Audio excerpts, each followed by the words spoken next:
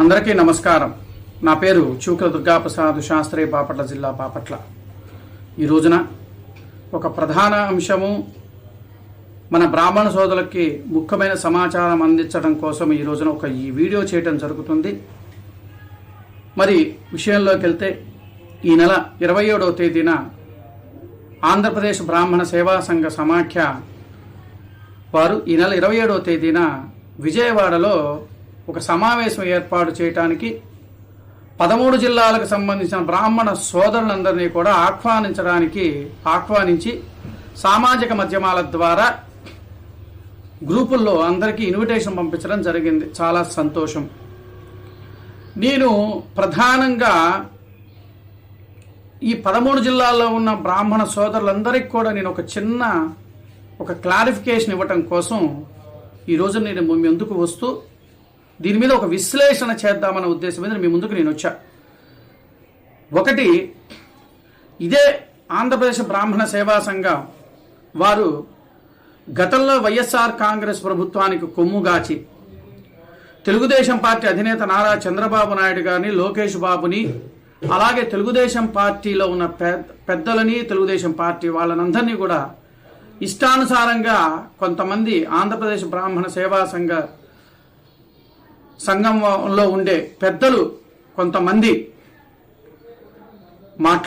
ఇష్టానుసారంగా మాట్లాడిన వ్యక్తులు ఈ రోజున అదే 13 జిల్లాలో ఉన్న బ్రాహ్మణ సోదరుల్ని మళ్ళా అడ్డం పెట్టుకొని పదవుల కోసము, వాళ్ళ స్వలాభం కోసం చేస్తున్న మీటింగే తప్ప బ్రాహ్మణ సోదరులకు ప్రయోజనాలు ఏమైనా కనబడతాయా అని చెప్పిన ఒకటి ప్రధాన అంశంగా నేను తీసుకొస్తున్నాను.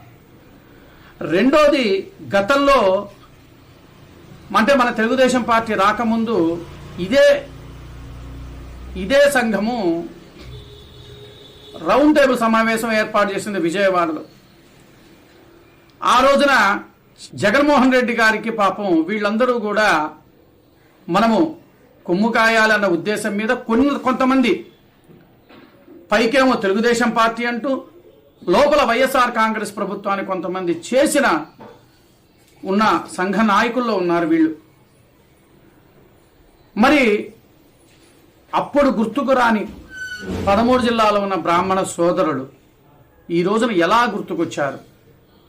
ఈ మధ్యకాలంలో నేను వింటున్న మాటలు ఏంటంటే, ఆర్థికంగా మేము నిలదొక్కున్నాము, మాకు పదవులు వస్తాయి, తద్వారా మీకు పదవులు కూడా ఇప్పించే అవకాశాన్ని మీకు కల్పిస్తాము అని చెప్పి కొంతమంది చెప్పుకుంటూ వస్తూ ఉన్నారు.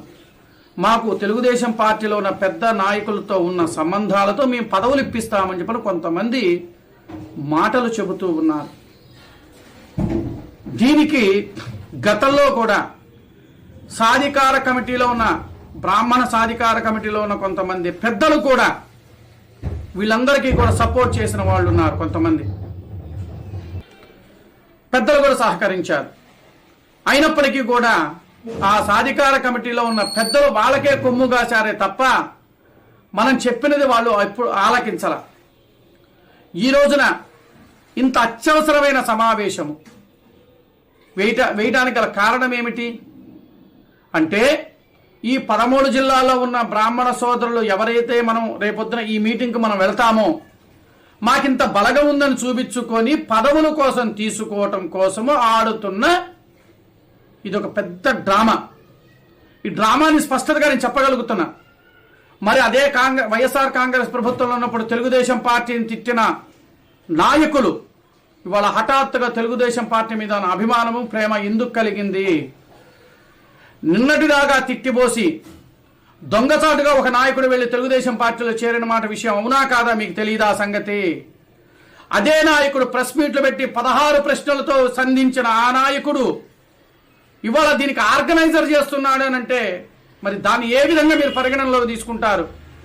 గత వీడియోలు తీయండి. ఇదే ప్రశ్నలు సంధించిన నాయకులు ఉన్నారు, చంద్రబాబు నాయుడు విమర్శించిన నాయకులు ఉన్నారు, తిట్టిన వాళ్ళు ఉన్నారు. బ్రాహ్మణ సోదరులారా, 13 జిల్లాలో ఉన్న బ్రాహ్మణ సోదరులారా, మనకి తెలియదా ఈ సంగతి? ఇది కేవలము వాళ్ళ పదవుల కోసము, వాళ్ళ స్వలాభం కోసం చేస్తున్నారే తప్ప 13 జిల్లాల్లో ఉన్న బ్రాహ్మణ సోదరుల మీద మాత్రమైతే ప్రేమతో చేయటం లేదు. తస్మాత్ జాగ్రత్త. ఇది నేను స్పష్టంగా 5 సంవత్సరాలు రాని గుర్తుకు రాని బ్రాహ్మణ సోదరులు ఇవాళ హఠాత్తుగా 13 జిల్లాలో ఉన్న బ్రాహ్మణ సోదరులు ఎందుకు గుర్తుకొచ్చారు? ఇదే వాళ్ళు తిట్టి తెలుగుదేశం పార్టీని తిట్టి చంద్రబాబు నాయుడు గారిని లోకేష్ బాబు గారిని తిట్టారు కదా. ఇంకా ప్రధాన అంశం ఏంటంటే ఒక గ్రూప్ అన్నమాట, going to come back Jagan. ఒక గ్రూపులో ఇవి కూడా హల్చల్ చేస్తున్నారు. ఓ పక్కనేమో తెలుగుదేశం పార్టీకేమో మేము మద్దతు ఇస్తున్నామంటూ కంబాక్ జగన్ అంటూ ఇంకో దానికి సపోర్ట్ చేస్తున్నారు. మరి ఏ విధంగా మీరు పరిగణలో తీసుకుంటారో రాష్ట్ర ప్రజలు, మీరు రాష్ట్ర బ్రాహ్మణ సోదరులు ఆలోచించాలి.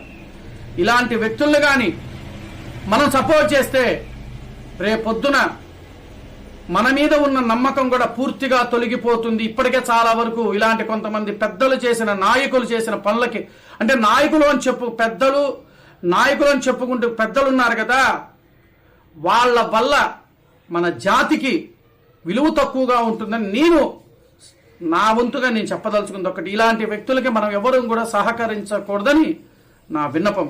నమస్కారం.